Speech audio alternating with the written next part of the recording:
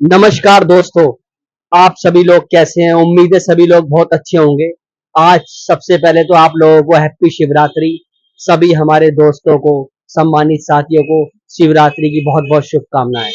आज हम मेरठ में चलेंगे और हमें कुछ म्यूजिक का सामान खरीदना है। बहुत पुरानी मार्केट मेरठ के अंदर जली कोठी, करीब कई सौ साल पुरानी मार्केट है जहाँ म्यूजिक के सभी प्रकार के इंस्ट्रूमेंट्स मिलते हैं और वहां चलेंगे। हमें भी कुछ सामान वहां से खरीदना है और बड़ी बड़ी फिल्मों में यहाँ से सामान खरीदे जाते हैं और बहुत दूर विदेशों तक में यहाँ से सामान जाता है। आइए आज हम चल के इंस्ट्रूमेंट के बारे में जानकारी लेंगे और जानेंगे कितनी साल पुरानी मार्केट है और कैसे कैसे यहाँ पर कौन कौन से इंस्ट्रूमेंट्स बनते हैं।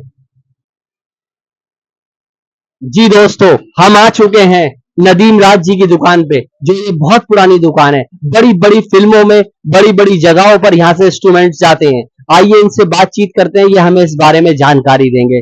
जी बताइएगा नदीम जी, बहुत पुराने आप इस लाइन से जुड़े हुए हैं, क्या कहना चाहते हैं? कब कितने साल पुरानी मार्केट यहाँ पर है? ये सर मोहम्मद जी 150 साल पुरानी मार्केट है। ये जो बैंड बाजा है, ये कभी लंदन में बूजे हॉक्स लंदन में बनता था। तो यहाँ के एक मिस्त्री वहाँ उस फैक्ट्री में काम करते थे 150 साल पहले, नादर कंपनी करके। फिर वो अपने इंडिया में आने के बाद उन्होंने वहाँ पर ये चीजें मशीनों से बनती थी बैंड बाजा। अब उन्होंने यहाँ के हाथ की कारीगरी से हुनर सीखने के बाद यहाँ उन्होंने आहिस्ता आहिस्ता अपने एक फैक्ट्री लगाई छोटी सी। उसके बाद यहाँ के लोगों को उन्होंने अपने साथ जोड़ा। फिर वो लोग उनकी फैक्ट्री में काम करते गए, सीखते गए। आहिस्ता आहिस्ता फिर ये मार्केट जली कोठी में बनती चली गई और ये सबकी दुकानें खुलती चली चली गई। और आज भी ये मार्केट एशिया की मार्केट कहलाती है।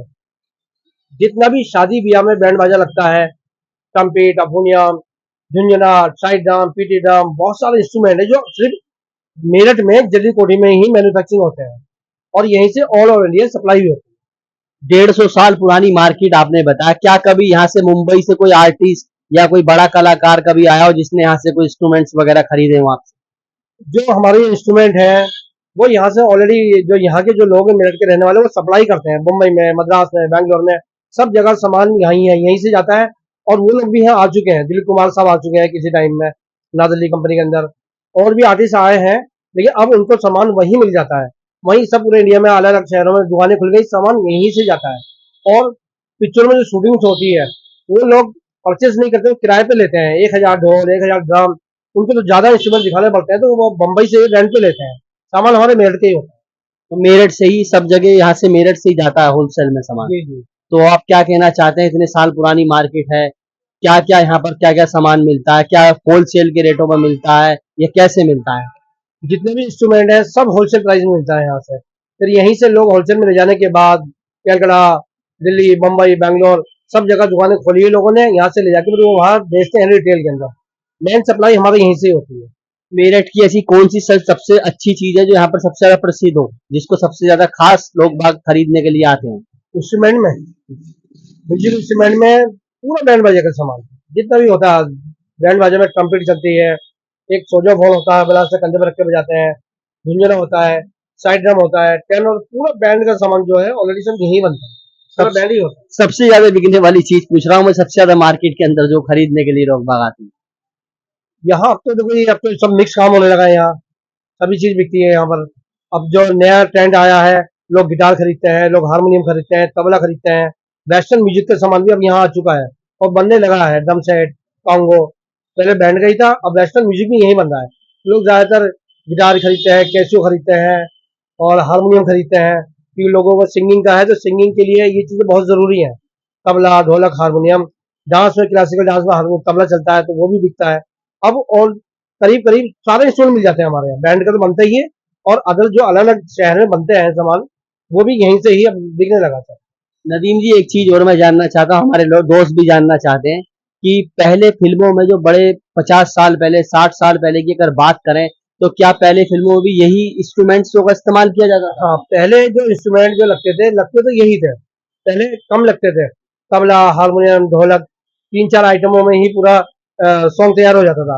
लेकिन अब जो है वेस्टर्न जमाना है, वेस्टर्न म्यूजिक की वजह से अब guitar, drum set, Congo, Bango, बहुत सारे इंस्ट्रूमेंट लगते हैं।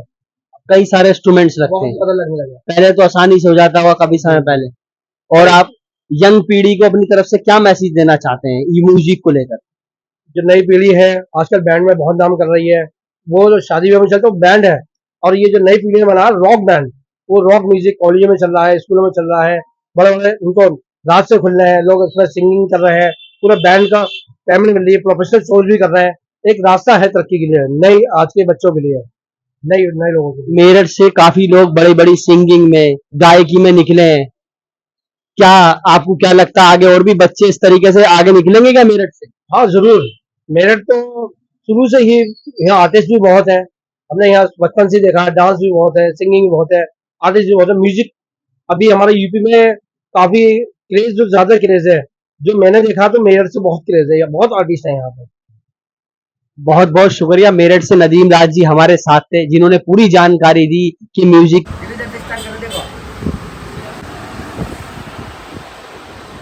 एक बार और दे ना, एक बार और।